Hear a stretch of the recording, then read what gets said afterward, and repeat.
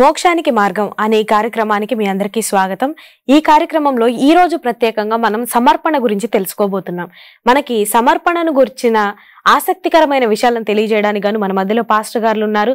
Pastor మనురాజా గారు, Emmanuel రాజు గారు, pastor Lazarus Simon Paul గారు మన మధ్యలో ఉన్నారు. వాళ్ళని ఆహ్వానిస్తూ మనం ముందు కార్యక్రమంలోకి వెళ్దాం. పాస్టర్ గారు, మీ ముగ్గురికి కూడా ప్రత్యేకంగా ఆహ్వానం అండి. మాకు గడిచిన ఎపిసోడ్స్ లో చాలా అద్భుతంగా ప్రేమ గురించి, పాపం గురించి, పశ్చాత్తాపం గురించి, పాపపు ఒప్పుకోలు గురించి చాలా అద్భుతమైన విషయాలు మీరు మాకు తెలియజేశారు. కానీ ఈ సమయంలో ప్రత్యేకంగా మాకు సమర్పణ గురించి మీరు తెలియజేయవలసిందిగా మేము ఆశపడుతున్నామండి. అసలు సమర్పణ అంటే ఏంటి పాస్టర్ గారు?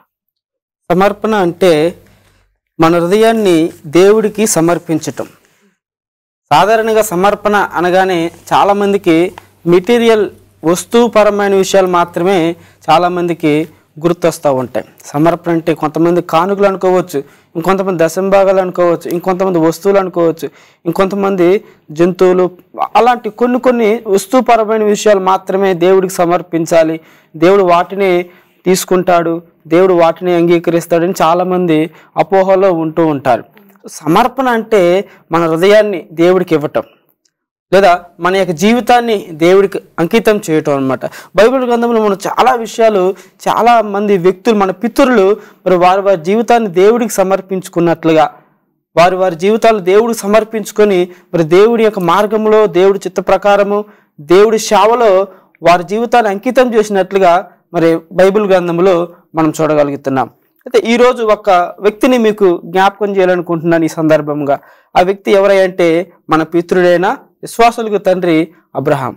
అబ్రహాం గారిని దేవుడు పిలిచినప్పుడు దేవుడు అంటాడు, అబ్రహామా, నీవు నీ యొక్క తండ్రిని, తల్లిని, నీ యొక్క ఇంటిని, నీ యొక్క ఊరిని, నీ రాష్ట్రాన్ని, నీ దేశాన్ని విడిచిపెట్టి రా అన్నప్పుడు అబ్రహాము మరి వాటన్నిటిని కూడా విడిచిపెట్టి, సమస్తాన్ని విడిచిపెట్టి కూడా మరి దేవుడు చెప్పిన మాటకు ప్రకారము ఆయన సమర్పణ కలిగి ఆయన ముందడుగు వేసి మరి దేవుడు చూపిస్తున్న ఆ యొక్క మార్గములో, ఆ యొక్క ప్రదేశానికి, ఆ ప్రాంతానికి వెళ్ళటానికి అబ్రహాం సమర్పణ కలిగిన జీవితం ఉన్నట్లుగా మనం బైబిల్ గ్రంథంలో చూస్తున్నాం. సమర్పణ అంటే అది మన జీవితం దేవుడికి ఇవ్వటం.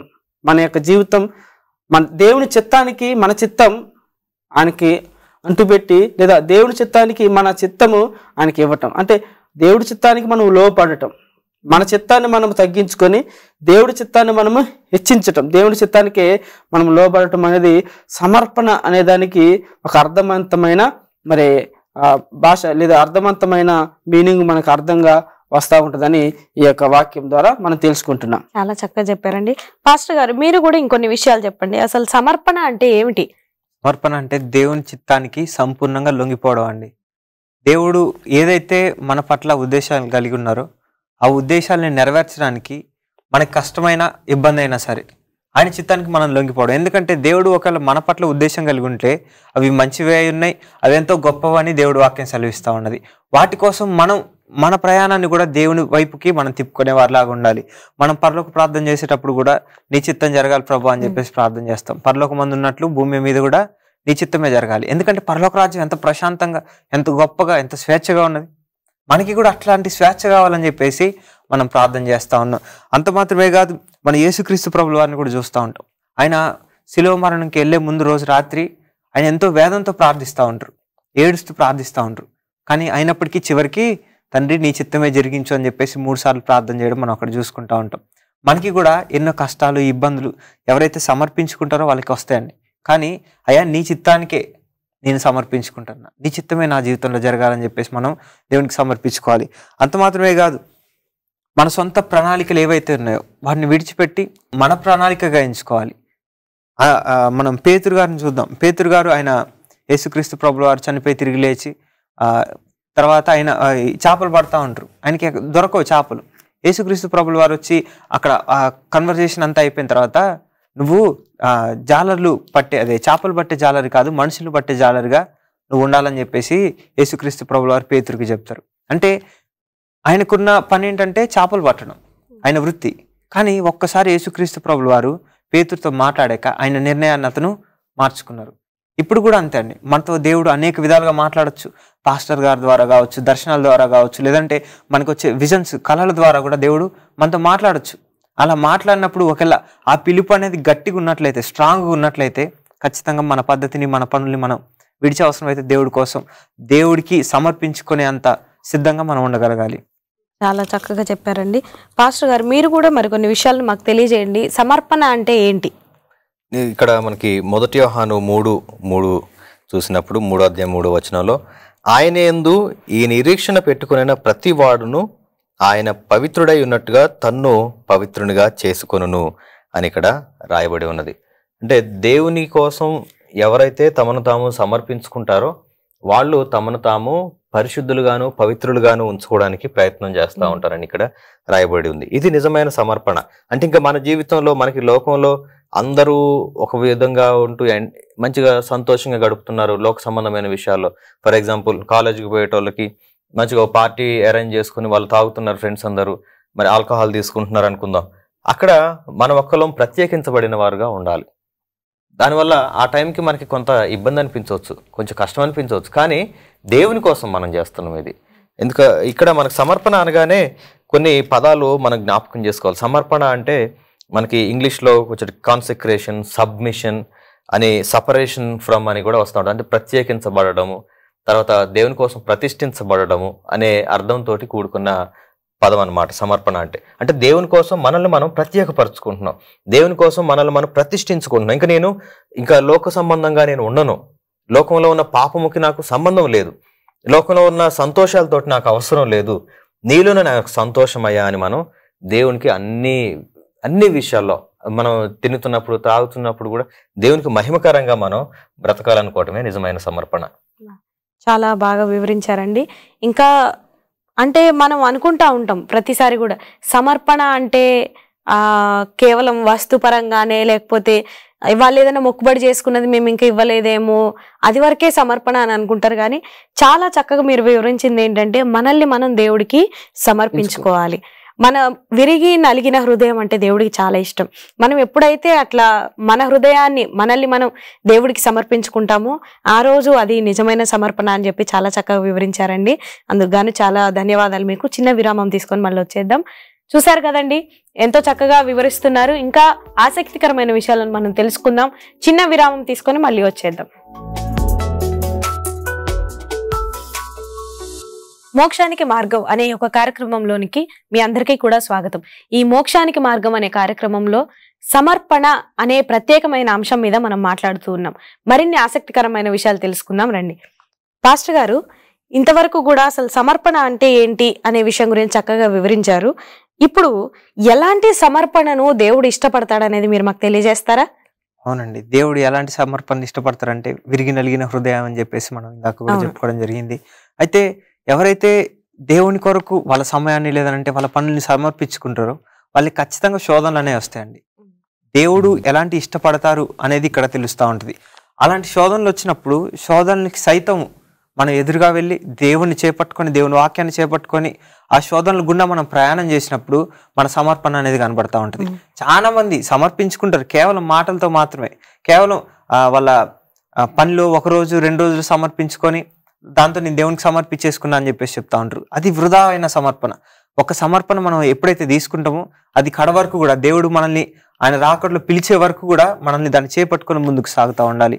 ఎన్ని ఆటంకాలైనా రావచ్చు, ఎన్ని అడ్డంకులైనా రావచ్చు, మనం ఎప్పుడైతే నిలబడగలుగుతామో అప్పుడు ఖచ్చితంగా దేవుడికి ఇష్టమైన వారుగా ఉంటాం. మనం పౌలు గారిని చూసుకుందాం. ఆయన నా పరుగు నేను కడముట్టించి తిని దేవుడి చిత్తాన్ని నేను నెరవేర్చిన, ఇంకా ఈ పరుగుని నేను కడముట్టించిన, ఇక ఏదైనా అయినా దేవుని చిత్తం అని చెప్పేసి ఆయన చెప్పగలిగిండు. ఎందుకంటే ఆయన సంపూర్ణమైన సమర్పణ తీసుకున్నాడు.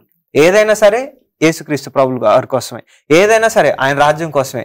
మనం పౌలు గారు చెప్పిన మాట కూడా ఒకటి ఉంటుంది, ఒకవేళ నేను ఇంకా బతుకున్నానంటే కేవలము మీ రక్షణ నిమిత్తమే బతుకున్నా అని చెప్పేసి పౌలు గారు చెప్తా ఉంటారు. అంటే ఒకవేళ రక్షణ పొందాలి కాబట్టి నేను బతుకున్నా, లేదంటే ప్రభు నా జీవితాన్ని నువ్వు తీసేసుకో అని చెప్పేసి పౌలు గారు అడుగుతా ఉంటారు.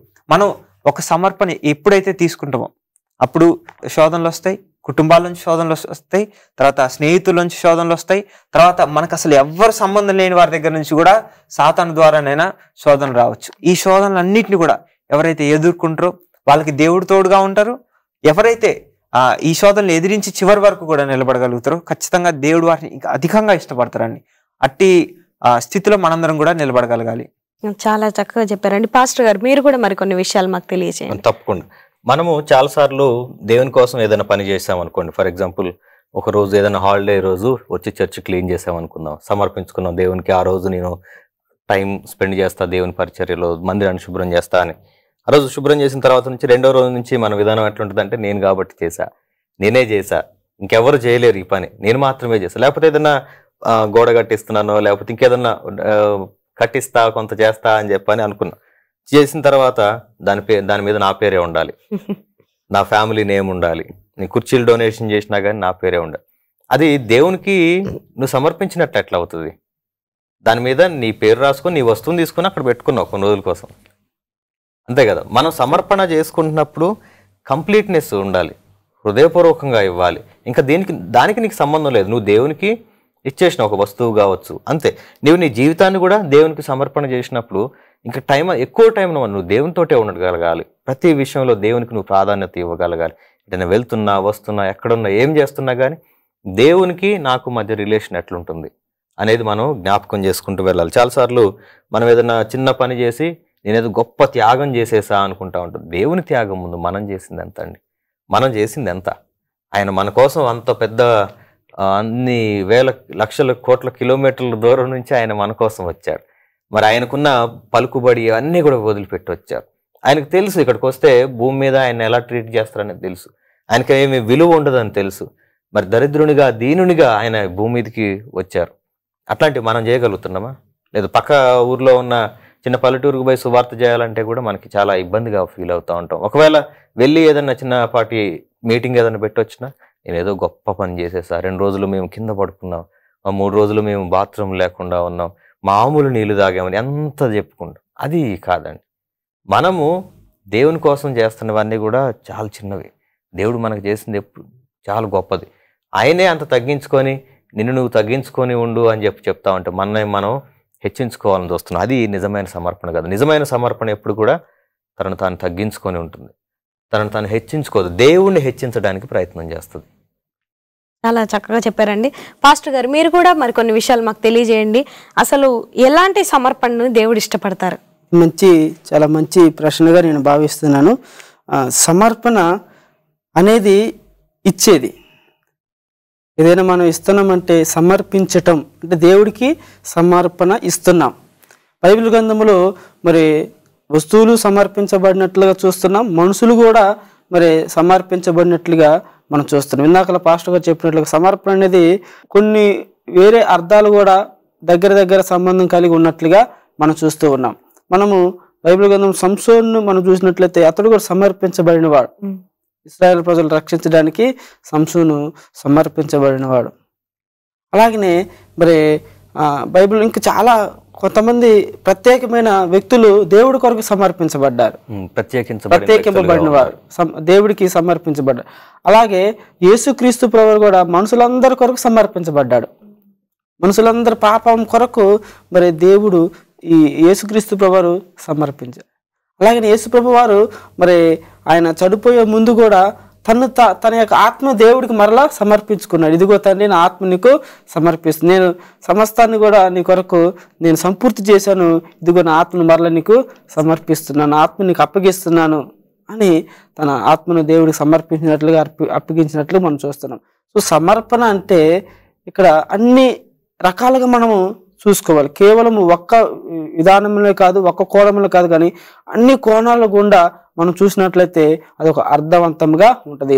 మన యొక్క ఆర్థిక విషయంలో కావచ్చు, మరి శారీరక విషయంలో కావచ్చు, ఆత్మీయ విషయంలో కావచ్చు, అన్ని విషయాలలో మనం దేవుడికి సమర్పణ కలిగి ఉంటున్నామా లేదా? ఆ సమర్పణ దేవుడు ఇష్టపడేవాడిగా ఉంటాడు. కొంతమంది మరి బైబిల్ గ్రంథంలో చూసిన లోకసువార్త 14:33 వచనంలో యేసు ప్రభువు అంటాడు, మరి తన్ను తాను కలిగిన అంతయు కూడా విడిచిపెట్టువాడు. దేవుడి కొరకు మరి మనం కలిగి ఉన్నది కూడా మనం దేవుడి కొరకు మనం సమర్పణ కలిగి మనం వాటన్నిటిని కూడా విడిచిపెట్టే వారముగా ఉండాలి. అది దేవుడికి నచ్చే నిజమైన సమర్పణగా ఉంటా ఉన్నది. అలాగనే ఆది కాండంలో మనం చూసినట్లయితే మరి కయ్యూను హేబేలు కూడా దేవుడికి సమర్పించారు. ఆ సమర్పణలు ఇద్దరు సమర్పించారు, 2 విషయాలు సమర్పించారు, కానీ ఒక్కటి సమర్పణ మాత్రమే దేవుడి దృష్టికి విలువైనదిగా, అమూల్యమైనదిగా, లేదా గొప్పదిగా, విలువైనదిగా దేవుడి దృష్టికి అంగీకరించబడదు. సో ఇక్కడ ఇద్దరు సమర్పించారు దేవునికి, కానీ ఒక్క సమర్పణ మాత్రమే దేవుడికి ఇష్టముగా ఉన్నది. ఈరోజు చాలా మంది మరి మనం కూడా మనకు నచ్చిన దాంట్లో, మనకు తెలిసిన దాంట్లో మరి మనం సమర్పిస్తున్నాం. కానీ మనం తెలుసుకోవాల్సింది ఏంటంటే, మనకు నచ్చింది కాదు సమర్పించి, దేవుడికి నచ్చే రీతిగా మనం సమర్పించాలి అన్నదే ఈరోజు మనం తెలుసుకుంటున్న మాట. చాలా చాలా చక్కగా వివరించారండి. ముందు కార్యక్రమంలోనికి వెళ్ళబోయే ముందు చిన్న విరామం తీసుకొని మళ్ళీ వచ్చేద్దాం. చూశారు కదండి, ఎంతో చక్కగా వివరిస్తున్న ఈ కార్యక్రమంలో మనం ఒక చిన్న విరామం తీసుకొని మరిన్ని ఆసక్తికరమైన విషయాలను తెలుసుకుందాం.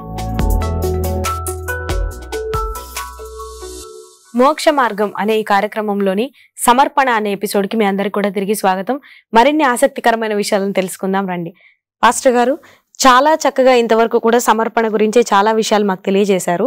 కానీ ఇక్కడ అందరికీ ఉండే ఒక సందేహం ఉందండి. ఏంటంటే, దేవుడికి నన్ను నేను ఎలా సమర్పించుకోవాలనే సందేహం చాలా మందికి ఉంటుంది. అయితే దానికి మీరు ఇచ్చే సమాధానం ఏంటి? ఆ తర్వాత సమర్పణ వలన మనకు వచ్చే ఆశీర్వాదం ఏంటి? చాలా చక్కటి ప్రశ్న. ఈరోజు చాలా బిజీ లైఫ్ అందరిది కూడా, చాలా ఉద్యోగాలు చేస్తా ఉన్నాం, వ్యాపారాలు, స్టడీస్. సో దేవునికి నన్ను నేను సమర్పించుకోవడం అని అంటే ఫుల్ టైం పాస్టర్ లాగా బయటికి వెళ్ళిపోయి పరిచర్య చేయడం అనే ఒక ఆలోచన ఉన్నది. కానీ అది కాదండి. సమర్పించుకోవడం అంటే నన్ను నేను ప్రత్యేకపరచుకోవడం, నా లైఫ్ స్టైల్ అంతా కూడా దేవునికి దగ్గరగా ఉండటం. నువ్వెంత బిజీ లైఫ్ లీడ్ చేస్తున్నప్పటికి కూడా, మనకెంత హడావుడిగా మనం బ్రతుకుతున్నప్పటికి కూడా, ఏ ఉద్యోగంలో ఉన్నా, ఏ పనిలో ఉన్నా కానీ దేవుని కోసం మనం ప్రత్యేకించబడినాము, దేవునికి ప్రతినిధిగా నేనున్నాను అనే విధానంలో మనం బ్రతకగలగాలి.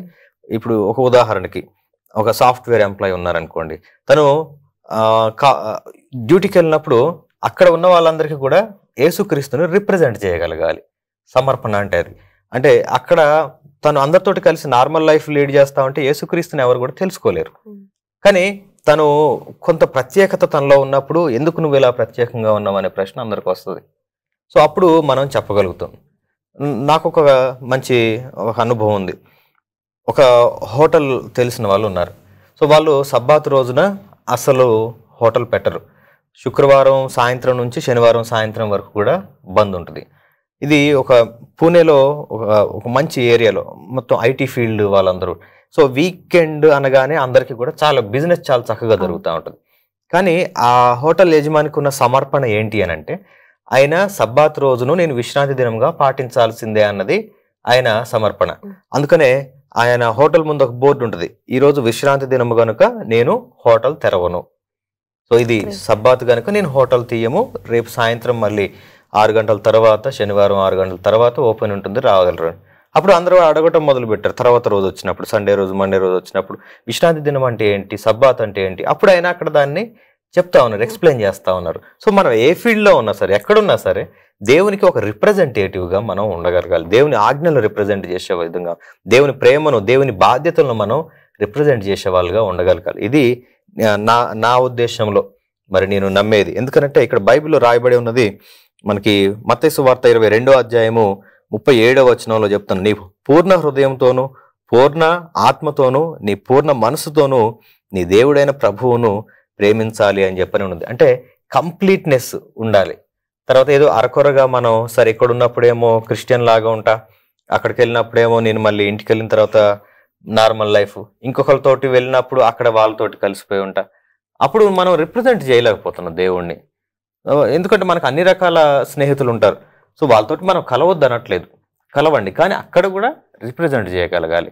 మనం కొన్నిసార్లు కొన్ని ఫుడ్స్ తినాల్సి వచ్చినప్పుడు ఆ ఫుడ్ మనం వాళ్ళు సున్నితంగా మనం నేను తినలేను, నేను ప్రత్యేకించబడిన దానను, ప్రత్యేకించబడిన వాడిని అని మనం వాళ్ళకి సున్నితంగా చెప్పగలిగితే దేవుని ప్రేమను వాళ్ళు అర్థం చేసుకోగలుగుతారు. నువ్వు నియమ ఇష్టాలతోటి నువ్వు దేవుని ఆరాధిస్తున్నప్పుడు నువ్వు దేవునికి ఎంత విలువిస్తున్నావో వాళ్ళు అర్థం చేసుకుంటారు. అక్కడ దేవుని విలువ పెంచేవాడుగా నువ్వు ఉంటావులే కానీ ఏదో స్నేహితులు బాధపడతారని తాగడము, స్నేహితులు బాధపడతారని విగ్రహాలకు అర్పించినే మనం తినడం, అప్పుడు ఏమనిపిస్తుంది వాళ్ళకు కూడా పెద్ద తేడా అనిపిస్తుంది. ఓకే, వాళ్ళు టైంకి చర్చికి పోతారు, వస్తారు, అంతే, మిగతా అంతా మాకు వాళ్ళకి తేడా లేదనుకుంటారు. సో ఆ వ్యత్యాసాన్ని మనం చూపించగలటమే నిజమైన సమర్పణ అనేది నా నమ్మకం. చాలా బాగా చెప్పారండి. పాస్టర్ గారు మీరు చెప్పండి, అసలు సమర్పించుకోండి, నన్ను నేను దేవునికి ఎలా సమర్పించుకోవాలి అనేది ఒక ప్రశ్న. ఆ తర్వాత మనల్ని మనం సమర్పించుకున్నప్పుడు దేవుని దగ్గర నుండి మనకు వచ్చే ఆశీర్వాదం ఏమిటి? మంచి ప్రశ్న. సమర్పణ అంటే ముందుగా పాస్టర్ గారు చెప్పినట్లుగా మనకు మనముగా దేవుని చిత్తానికి సమర్పించుకోవటం. ఏది జరిగినా నీ చిత్తమే, నా మంచి కోసమే అన్నట్లుగా మనము దేవుడికి సమర్పించుకోవటం సమర్పణ. మరి ఈ సమర్పణ మనం దేవుడికి సమర్పించుకోవటం వలన మరి మన జీవితంలో వచ్చే ఫలితం, ఆశీర్వాదాలు ఏమైనా ఉన్నాయా అంటే ఖచ్చితంగా ఉన్నాయి. మొదటగా చూసినట్లయితే మన జీవితం మారిపోతూ ఉంటుంది.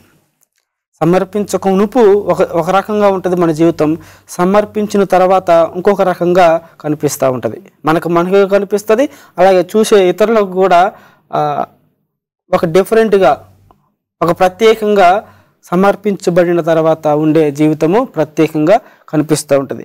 అలాగే సమర్పించబడిన తర్వాత మన స్నేహబంధం, దేవుడితో మనకు ఆ స్నేహబంధం అనేది క్రీస్తుతో పెరుగుతూ ఉంటుంది అన్నమాట.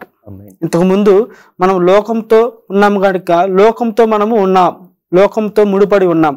ఇప్పుడు దేవుడితో సమర్పించబడి ఉన్నాం కనుక క్రీస్తుతో నాతో క్రీస్తుకి ఆ యొక్క స్నేహబంధం, ఆ ప్రేమ అనురాగం అనేది ఇంకా పెరుగుతూ ఉంటుంది. అదొక మంచి ఆశీర్వాదముగా మనం చూడవచ్చు.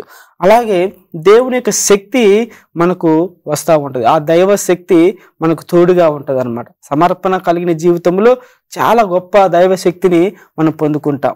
ఈ రకంగా మనకు చాలా దేవుని యొక్క ఆశీర్వాదాలు, సమర్పణ కలిగిన జీవితంలో చాలా దేవుని శక్తిని, బలాన్ని, ఆయన యొక్క చిత్తాన్ని మనం నెరవేర్చే వారముగా ఉంటాం. ఇవన్నీ కూడా మరి ఫలితాలు, దేవుడికి సమర్పించడం ద్వారా కలిగే ఫలితాలలో అనేకంగా ఉన్నట్లుగా మరి బైబిల్ గ్రంథంలో మనం చూడగలుగుతున్నాం. చాలా చక్కగా చెప్పారండి. పాస్టర్ గారు, మీరు కూడా కొన్ని విషయాలు మాకు తెలియజేయండి. మనల్ని మనం సమర్పించుకోవడం అంటే ఏంటి, ఆ తర్వాత సమర్పించుకోవడం వల్ల మనకు వచ్చే దీవెన ఏంటి? మనల్ని మనం సమర్పించుకోవడం అంటే మనకి చాలా మందికి చాలా అలవాట్లు, ఎడిక్షన్స్ ఉంటాయి. వీటన్నిటిని కూడా విడిచిపెట్టి దేవుని చిత్తం ఏదైందో దానికి మనం ప్రయాసపడాలి. అంత మాత్రమే కాదు, మనం సింపుల్గా ఒక ఎగ్జాంపుల్ చూసుకున్నట్లయితే హన్నాని చూసుకుందాం. హన్నాకి పిల్లలు లేరు, ఆమె ఒక తీర్మానం చేసుకుంది, సమర్పణ చేసుకున్నది. నాకు ఎప్పుడైతే పిల్లగాడు పుడతాడో 1 సంవత్సరం తర్వాత పాలు విడిచిన వెంటనే నేను దేవుని సన్నిధిలో అప్పగిస్తా అని చెప్పేసి తీర్మానం చేసుకుంది. ఇక్కడే ఆమె తీర్మానం కనబడుతుంది, సమర్పణ కనబడుతుంది. ఆమె సమర్పణ తీర్చుకోగానే తర్వాత అప్పటి వరకు కూడా పిల్లలు లేని తర్వాత హన్నాకి అబ్బాయిలు పుట్టారు, అమ్మాయిలు పుట్టారని కూడా దేవుడు వాక్యం తెలియజేస్తా ఉన్నది. అంటే సమర్పణ అనేది ఒక దేవుని బలమైన చిత్తం ద్వారా నడిపించబడతా ఉన్నది. అంటే దేవుడు మన పట్ల ఉద్దేశించిన ఒక గొప్ప ప్రణాళిక ఏదైతే ఉన్నదో దాన్ని మనకి బయలుపరిచేదే ఒక సమర్పణ. ఇందులో మనం ముందుకెళ్ళాలని దేవుడు ఆశపడతా ఉన్నారు. చాలా చక్కగా వివరించారండి. ఈ కార్యక్రమాన్ని ముగించుకోవడానికి గాను పాస్టర్ మన్రాజ గారిని ప్రార్థన చేయవలసిందిగా కోరుతున్నాం. తప్పకుండా ప్రార్థన చేసుకుందాం. కృపగల మా దేవ, పరిశుద్ధుడవు తండ్రి, అయ్యా మరి మేము చిన్న చిన్న పనులేవో చేసి మరి మేము గొప్పగా ఫీల్ అయిపోతుంటాం, మమ్మల్ని క్షమించండి. అది సంపూర్ణంగా మరి మీకు మేము విధేయులుగా మారడానికి సహాయం చేయండి. మరి మేము చేసిన పనిని నలుగురు పొగడాలనే ఉద్దేశం మాలో నుంచి తొలగించండి దేవా. ఆయన నీకు సమర్పించుకొని మా జీవితం అంతా నీకే అంకితం అనే విధంగా, ఇంకా ఈ లోకంలో మేము సుఖం పొందాలి, సంతోషం పొందాలనే ఆలోచనలన్నీ తొలగించి నీ రాజ్యంలో నీతిని మొదట వెతికే ధన్యతను మా అందరికీ ప్రసాదించుమని నాయన, ఇంతవరకు మీకు వ్యతిరేకంగా మేము చేసిన తప్పిదాలన్నింటిని బట్టి క్షమాపణ కోరుతున్నాం. మా కోసం నీవు చేసిన మరి త్యాగాన్నంతటిని బట్టి కూడా జ్ఞాపకం చేసుకుంటూ నీకే మహిమ, ఘనత, ప్రభావంలో ఆరోపించుకుంటూ యేసుక్రీస్తు నామములో ప్రార్థన చేస్తున్నాం పరమ తండ్రి. ఆమేన్. చాలా థ్యాంక్స్ అండి. మీ ముగ్గురికి కూడా చాలా చక్కగా ఇంతవరకు కూడా వివరించారు.